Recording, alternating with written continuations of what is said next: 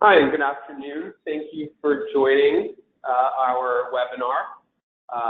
We're just going to wait a couple of additional minutes for additional attendees to arrive.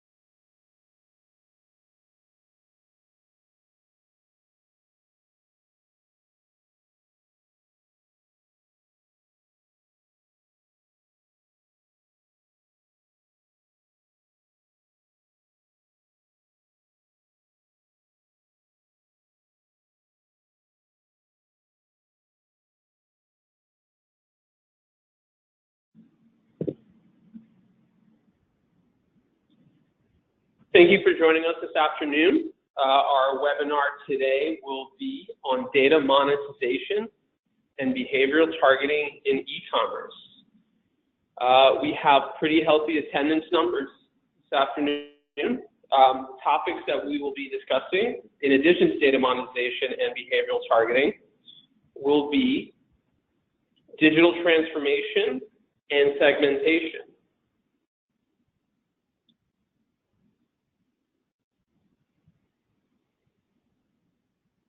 Some initial housekeeping. Please submit your questions under the questions tab.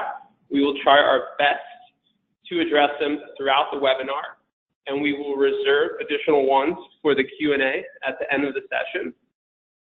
You can tweet the session at dotmailer and at Redstage. Here at dotmailer, we're pretty active on our social media, so feel free to give us a shout out, and we will address you back. Recording of the session will be sent out as a follow-up to the broadcast. That recording, feel free to share that with any of your friends and colleagues, and as well as submit your comments and your feedback. You could reach our marketing team at us.marketing@dotmailer.com.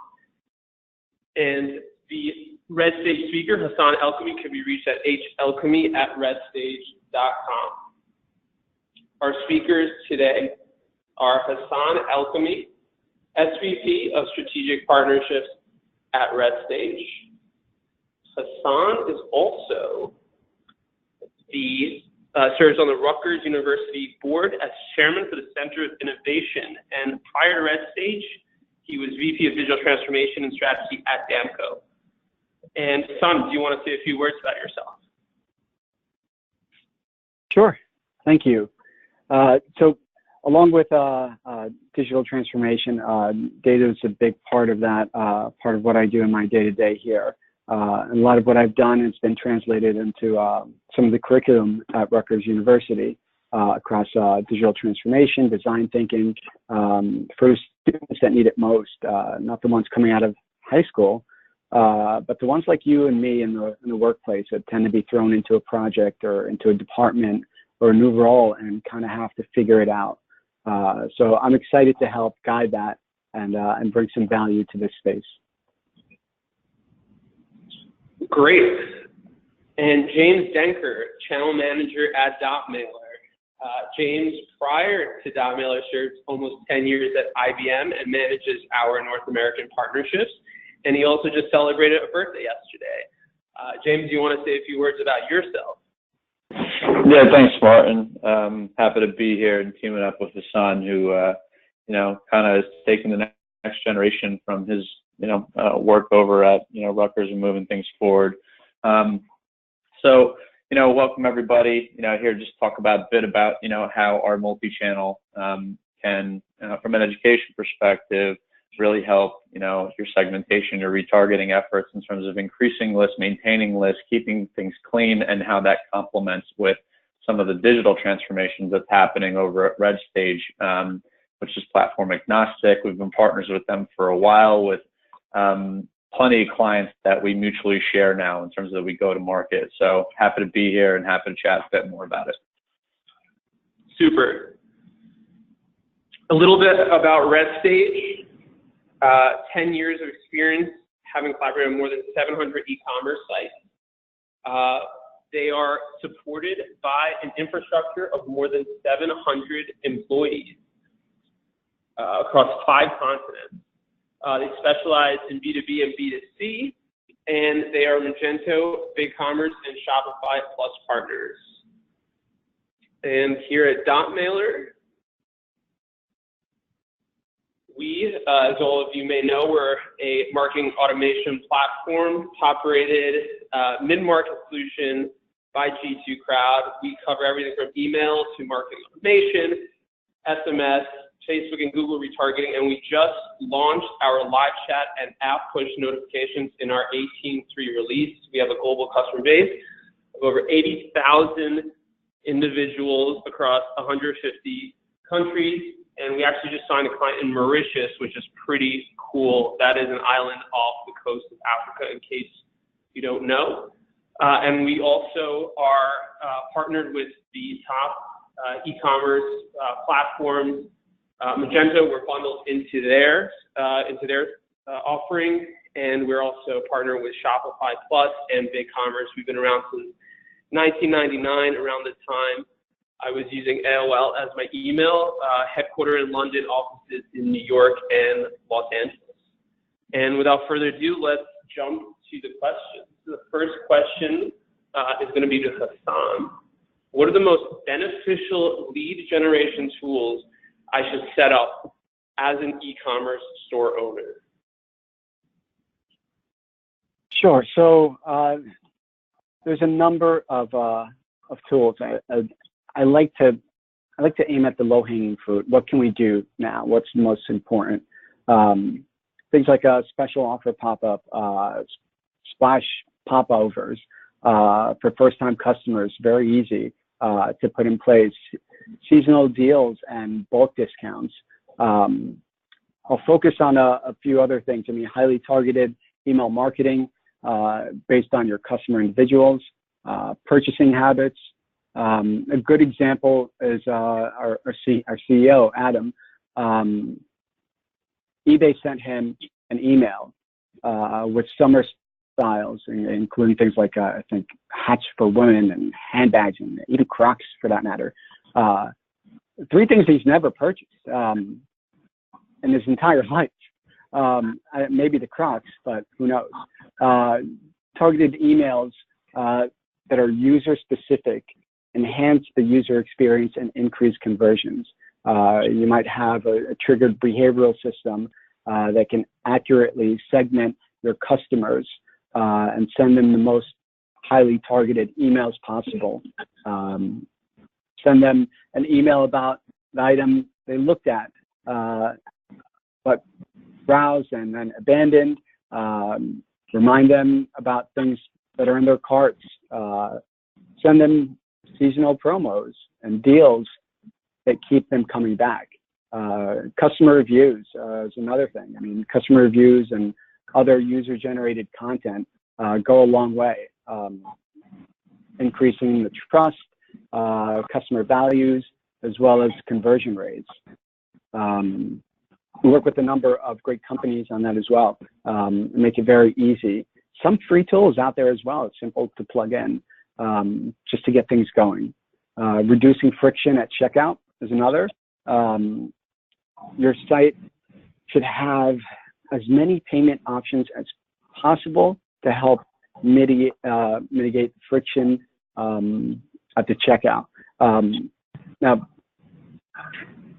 I'm not saying do everything under the sun, but now with mobile wallets and the easeability of Venmo being where it is today, looking towards the future is essential, especially when you're marketing towards millennials who are taking over the workplace as well as the buyers. A recent study that we actually conducted here at Redstage found that putting a PayPal button at the top of checkout can reduce checkout abandonment by, I believe, over 10% across all devices. We found that adding a custom checkout form with zip code placed first in the form would auto-populate, increasing conversion rates by, I think, over 4% across devices and by more than 18% on tablet. Hope that helps. That's a lot. Yeah, and as a marketer, I can tell you the importance of having those customer reviews. They're really one of the first things prospective visitors or purchasers rather to your at your site look at when they're about to make a purchase. So we make sure to engage our customers and make sure they submit positive reviews on our software on some of the top sites like G2 Crowd, Capterra, but also making sure that existing customers are satisfied. So if there are negative reviews, and let's say a customer success manager doesn't get to them in a reasonable amount of time, we make sure to address those grievances within 24 hours if we do see a review submitted online. So making sure your customer reviews is certainly a very important aspect of lead generation. And Hassan, as a follow-up to that, are there emerging technologies that are gaining steam, and what is the general feedback that you're finding? So PIM, that's Product Information Management Tools, is at the top of that. We're seeing more and more of it. I'm actually out in Boston. We're working on a pretty large PIM project to integrate into Magento. AI, high conversion type platforms for CX optimization, AI and big data driven customer loyalty programs. Really any AI based platform would be driving value for your customers and making merchants' lives easier. Great. The next set of questions will be to Mr. Denker. James, what type of information does behavioral targeting reveal about the consumer? Yeah, sure, man. It's a really good question. And, when we start talking about behavior-based targeting, that's really kind of like the 2.0 of, how things are migrating in terms of whether it's ad targeting with Google AdWords or Facebook or really anything in related to commerce, e-commerce. So those browsing habits are really important from, leveraging like the cookies that sit on somebody's site and how you're leveraging that data. So examples of that would be the average time on your product page, right? How are these conversion rates affecting that? Average time of that conversion rate, abandoned cart rates and preferred styles. It all kind of comes to, a token of like drop-off rates, which all of that data can really be aggregated and check out on some of your reports, as long as you have that feature on, a marketing automation platform. So, making sure it's set up correctly to run, to see what they're doing, and then taking a look at it. And really, like, change is the only constant, right? So you want to be able to pitch and pivot off of that data that you're collecting, which is an evolving model based off of consumer behavior. But absolutely 2017, especially in 2018, that trend's really picking up. For sure. Definitely a lot of insights to be gleaned from your site visitors, and as far as them not making a purchase on your website, there's a number of technologies, I believe, that allow you to build up a customer profile. So when they do return to your website and subscribe to a newsletter or purchase at that time, you already have a profile already created around them. The next question, how can an e-commerce business use on-site behavior to improve performance of their pages and to, I guess, increase their top line? That's James. Okay, sure. Yeah, definitely a good touch point. And this is really kind of what performance is really, considering humans have the attention span of like 8 seconds, I believe, maybe it's 10, but it's not going up, it's going down, right? So performance is a key indicator of tolerance in terms of the integrity of someone's perception of what they're viewing and how they're consuming that information. So light, crisp, to the point, and fast, right? So if you have something that is in excess of that attention span, you're talking about, potential drop-off rates. So what else can you do with that? So quality over quantity as always. You can look into size of product images. So what would you be uploading, right? Like a JPEG or a PNG? What's faster, right? Usually JPEG's faster than a PNG, so that's an alternative there. Really communication in terms of those descriptions in short and simple text, complemented with like light architecture that Redstage can help outfit you. That really helps grow your presence. And if you ever read like e-commerce books, you always want to lead with like, the hamburger and then your upsell and your downsell, right? Whether it's a landing page, or your sales funnels or whatever, you really want to make sure it's a streamlined process. And in association with that streamlined process, you want to be able to test it. So you can have those sales funnels at your landing pages, A/B test to see what works for you for your products and services. And then that will be able to tell you off of the result, off of those marketing strategies, how you want to alter course. So I already gave an example from a performance perspective with the JPEG versus PNG. The other stuff is really optimization of the checkout page, and Hassan already touched on that. Limiting form fields, throwing in some, autocomplete, so to speak, having guest checkout options, having multiple payment options, the guest checkout option without having a password, because not everybody, that's essentially for a new customer acquisition, which is really important.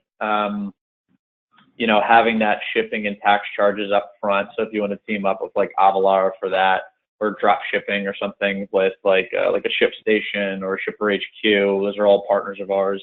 And then to kind of complement that is like really touching on the styles that consumers are spending which is a greater time in terms of browsing, right?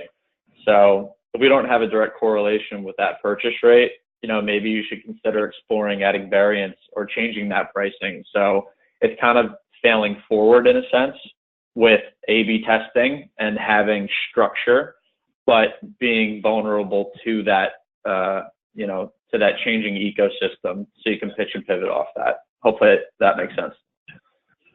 Yeah, for sure. And again, also speaking from a marketer's perspective, I can tell you that I'm constantly looking at metrics like our bounce rate on our home site to ensure it's at least steady and not going up. Bounce rate being the percentage of visitors that just visit your homepage and then leave your website, and also the click-through rate on not just the homepage but those product pages. You want to ensure that whatever your industry standard, you're at a solid click-through rate, that people are average time on your pages, people are staying there, and also the longer people remain on your website, that actually is a boost for your SEO. So if you get people to stay on your website longer, you're naturally going to improve your SEO.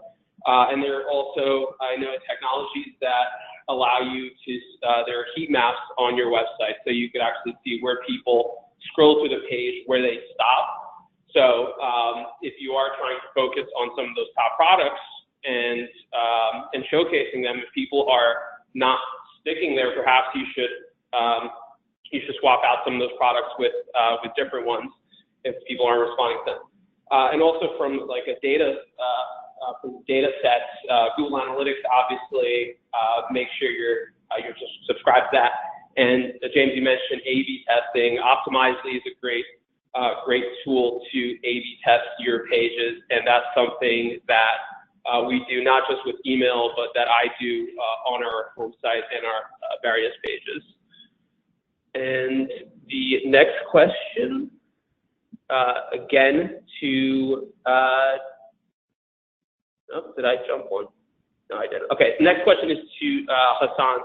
What is the most valuable customer information available to a business, and how do I make the most of it?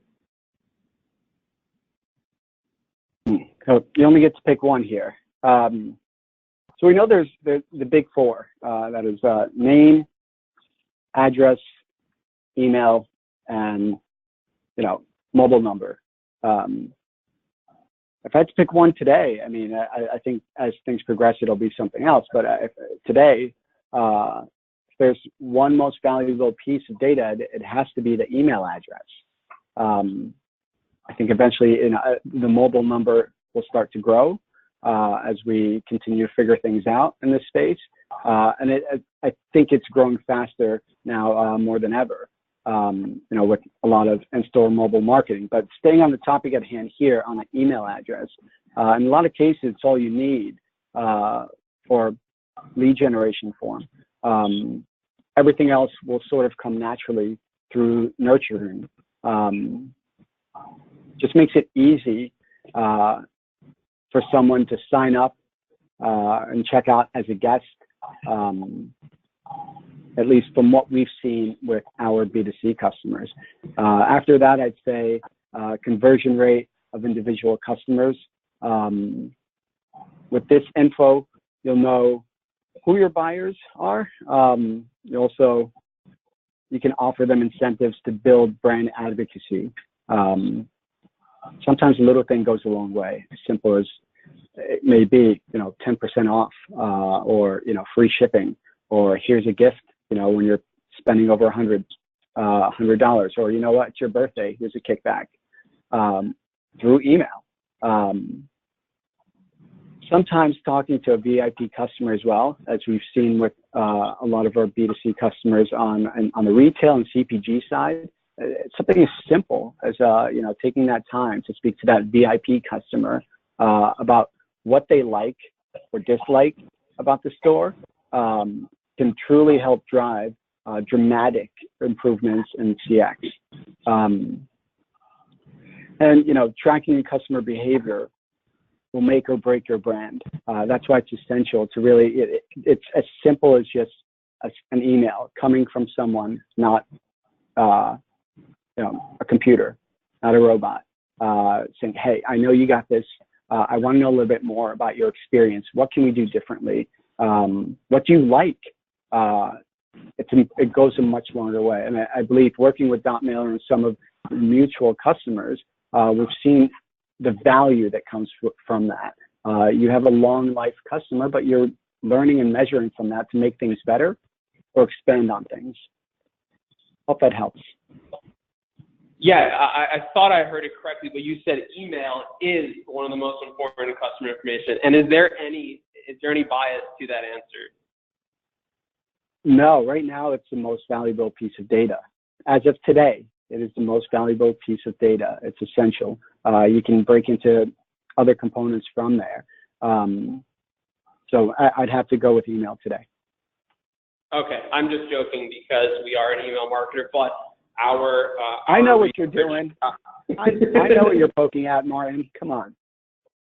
Our research suggests that email is the #1 conversion channel for e-commerce, and prior to joining the company, I knew that as well. So as soon as somebody comes to your website, make sure you have those pop-ups that capture that a visitor's email, maybe offer a 10% off coupon, some type of incentive, get that email because it's going to lead to a lot more sales down the road, and the trade-off of giving them 10% off is really going to be negligible in the future. Martin, if I might add really quick, we're seeing some of the newer brands as well attempt to, receive a like or a follow in place of the email. It isn't working as well as the email. It's just, it's not working as well. From our measurements and our analytics, the email goes a longer way than just getting a like or a follow out of it. Got it. Cool. Now, this question over to Mr. Denker. What is the correct way to segment my list and target customers and prospects? Yeah, this is really kind of like a 101 question that comes up quite a bit, but it's really relevant. I mean, I really don't care what ESP you decide to go with. If it's right for your business, great.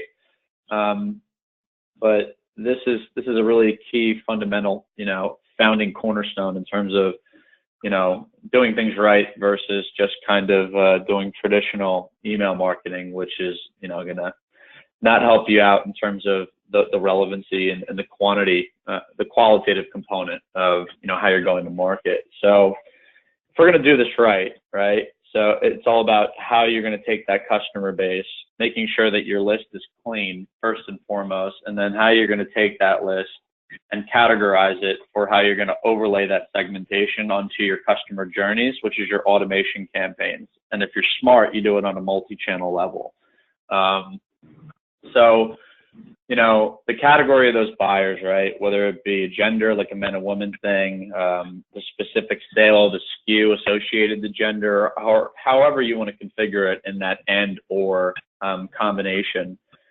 A lot of stuff, it still goes back to on-site browsing behavior to send those targeted offers, especially for like returning buyers and stuff like that. So, I have a huge bike manufacturer, international, and they're just coming to e-commerce, and they typically did a lot of their stuff on just reselling to brick and mortar, but since that is kind of plateauing in a respect with some of the decline in commercial real estate, an example of gathering that data is taking someone who, for example, bought like a toddler bike, right, with the training wheels, but that upsell is only going to be probably a 24-month sales cycle, right? So you keep that data, you put that, that marker on them that you want to retarget that list in about 2 years for that young age demographic,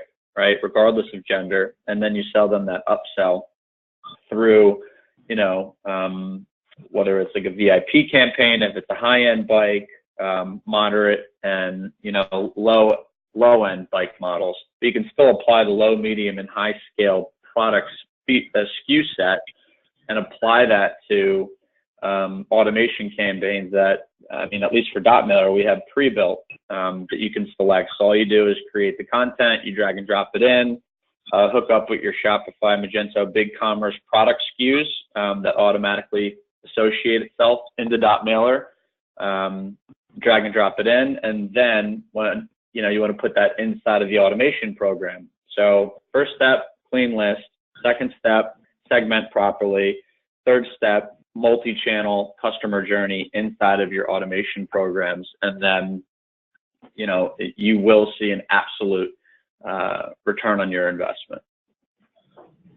Certainly, and definitely the loyalty, the segments from your different loyalty groups. So your high spenders, your average spenders, and your low spenders. I personally say that those are probably the most important.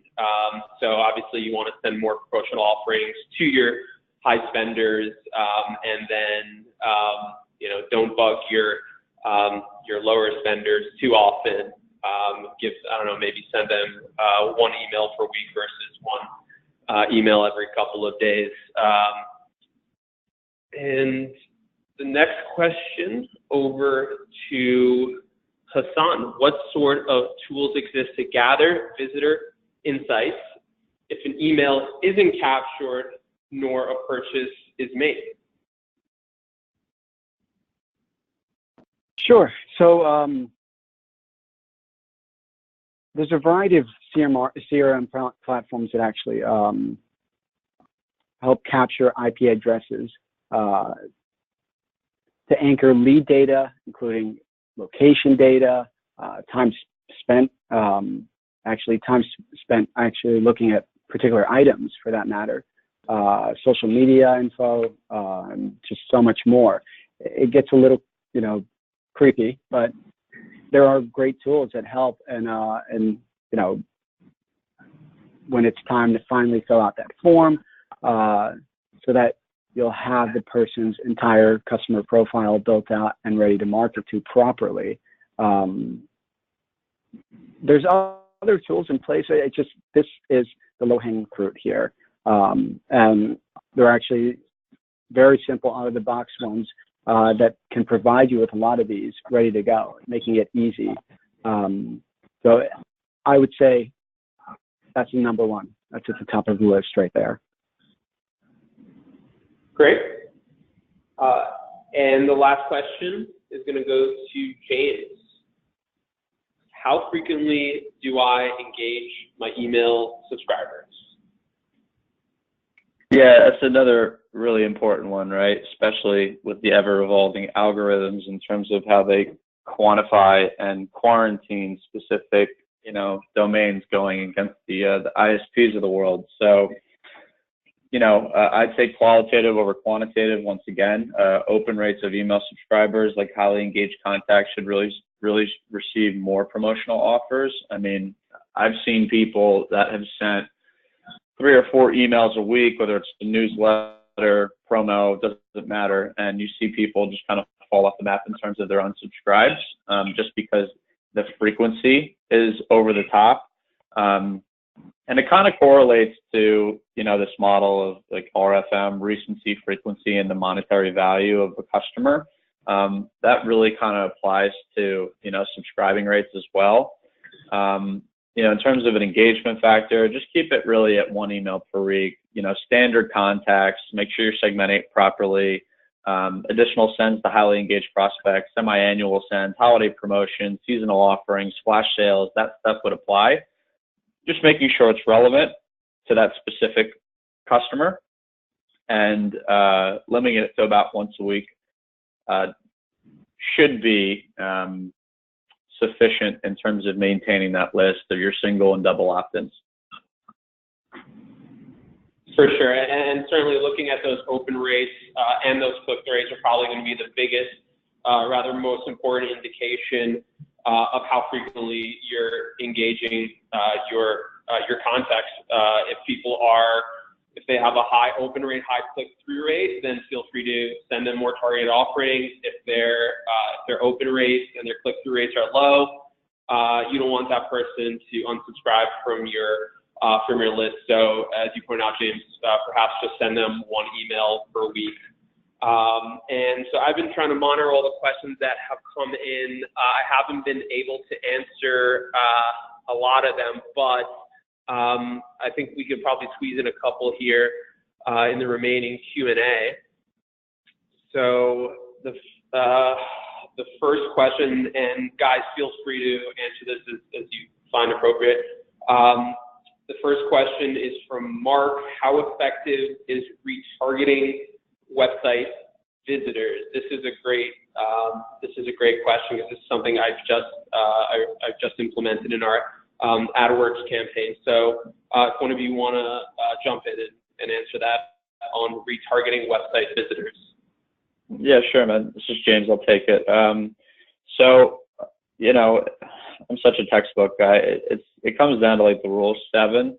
So that rule of 7 is how many times a customer sees your name, your mission as a brand, the company site, that kind of thing. Once you see it 7 times, then the trust establishes.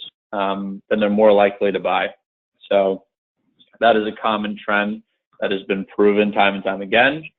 So, when it comes to retargeting, if you want to talk about it from a budget perspective, I would recommend at least 20 to 25% of your marketing budget should really be focused on retargeting efforts.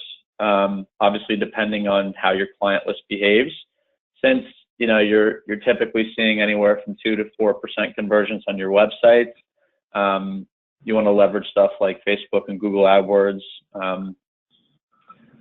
to enhance that, right? And obviously, an email provider. But to give you an example, I remember it was a couple months ago. I was on like Overstock.com, and my sister and fiance were moving to my house to buy a mattress, and I was like, okay. So I went to go check out, see if I can get a decent price. I try to be a frugal spender when I can. I saw a mattress, like memory foam, something that I wanted, but it was like $1,000. So I was like, okay, I'm going to wait. And I know this industry relatively well, so I figured if they were smart, Overstock was going to retarget me, right? Lo and behold, they did. They had, an AdWords campaign, and they kind of went after, on the right-hand banner of my browser history, was following me around. Oh, here's the same SKU, why don't you go and buy it? And then 2 weeks later, they finally offered a discount for 10% off, and that's when I made my purchase. So this is a real-time personal experience that you can apply to, that effectiveness of retargeting website visitors. For sure, and yeah, there's a company called AdRoll I know that does that exact retargeting, that follows you around in the creepy way. That's something that we tried out here, but I don't think we're using much longer, but it is very effective for a lot of businesses. The next question this is from Jonathan. What's the most important CX improvement merchants can make right now? Either of you guys want to jump in? I'll take this one, Jim. So I'm all about, how can we get there faster? What's a low-hanging fruit? And investing in the customer is the way there. Something as simple as that pop-up and giving them that incentive, that 10% off, that free shipping, whatever it may be, something that gets them to convert. And perhaps even something to get them to get others to convert. So that Uber mentality. How did Uber get to where they are today? Uber invested in the customer, and you and me. I got $25 off my next ride, and so do you. Well, heck yeah, I want it. It's easier to get around. I got $25 I can use to get into New York City. It's easy. That incentive goes a longer way than investing in an ad, a billboard, a flash banner. You're investing in the customer to get you there faster. So in my experience, as far as the customer experience that we've seen that's worked most successfully, it's as simple as incentivizing them, giving them something very small that costs you practically nothing, keeps them as a long-term customer. And then you're able to capture a lot of that great information to remarket to them for their birthday, for an event, for a holiday season, for a new product for that matter. It goes a long way. So invest in the customer and give them something simple. Great. Yeah, the customer is always right, as they say. And let's just squeeze in one more. This question is, how can merchants increase subscription rates? Pretty simple. Yeah. Son, I'll take it. That's all right. Yeah, to me, this is another, cornerstone question. How can you get stuff off the ground? It's really kind of like a SMB question. People just, hopping on like a Shopify or a Woo or an entry level, like, a subscription like BigCommerce, and trying to build out their site and trying to get a following, right? So it goes back to relevancy. So that that relevancy to me still touches on the RFM model of recency, frequency, and monetary value of that lifetime customer. So, you know, it really applies to the subscription or opted-in audiences as well. So to me, sending a relevant email a few times a month, like 2 to 3 times a month is usually the sweet spot, will be significantly more effective than just hitting your list a few times a week. The key takeaway for me is always knowing your audience, right? And then effectively segment them, effectively cleaning that list, adding multiple channels of that interaction. You know, ultimately, happy customers lead for word of mouth, positive reviews on platforms like Trustpilot and Yotpo, which we're both partners with. And, you know, like any other business, referrals are as good as gold. So leveraging those go-to-market techniques will speak volumes for your business that's trying to grow. Great. Well, we are at the 40-minute mark, and I think that wraps up our webinar this afternoon. I want to thank everybody for attending. I did introduce myself at the beginning. I'm Martin Gilman. I handle marketing here at dotmailer. Again, this is going to be sent out. The recording is going to be mailed out to everybody tomorrow. Feel free to share that. Feel free to tweet us, email us, call us. We're here for you. We do these webinars every couple of weeks. I'm working on a joint webinar with 4 of our other technology partners for September. So that's going to be a really good one if you want to tune in. So we're going to start laying the groundwork for that. I hope you enjoy the rest of your week. James, Hassan, do you want to add any closing thoughts? Sure, really quick. I've received some messages, some tweets have came out. I will get to them as well after this webinar. On the digital transformation side, just because I mean we didn't talk nearly enough on it, and it's one of the most hot topics. Everyone sort of just has their own definition behind it. It has been taken into so many different sectors, industries, and made its own. And that's the point of it. I mean, it's going to be defined differently at one company to another. It's how it relates to the customer journey that's imperative and important to us. And rather than complicating things and having, 10, 15, or believe it or not, even 20 stages, at the end of the day, there are 3 stages to that journey, and that is acquisition, conversion, and retention. And there are going to be moving components around digital there of your email, your social media, your e-commerce website for that matter, the CRM, and other technologies like Yotpo, your user-generated content. They're going to be part of each stage. It's the context of each one that'll change.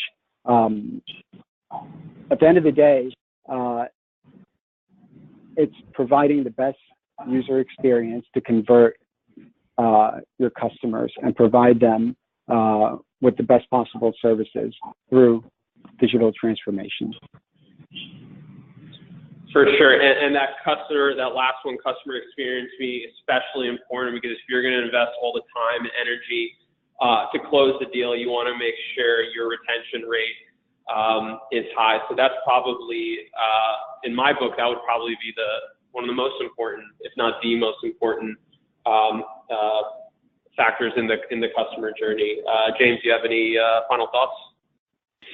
Yeah, I'm happy that Hassan touched on, digital transformation, for him really kind of being a cornerstone with his previous experience, not only at Redstage, but, Rutgers. I'm always interested in getting his feedback and appreciate their partnership. But my message to everyone is really just try to stay ahead of the curve. This year there's a buzz, next year is going to be a buzz.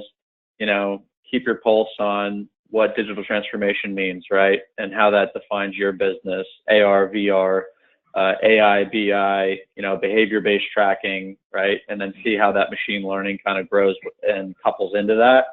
I'm here to help. I'm more of a consultant than anything else. kind of what I did at IBM for a while. So feel free to reach out to us, Hassan, myself, Martin, and we have a big ecosystem, been around for a while, and happy to help. So thanks for the time, guys. Great. And one other last point I'd like to make: if anybody would like to submit any topic ideas to me on a future webinar, I'm really happy to hear them. You can email me at martin.gilman@dotmailer or us.marketing@dotmailer. I'm leaning towards doing something on retargeting, just because I've been reading up more about it in the last couple of months. So if you have any topic ideas that you'd like to learn more about, shoot me an email, and I'm happy to explore it. Thanks, everybody, and that concludes the webinar. Thanks.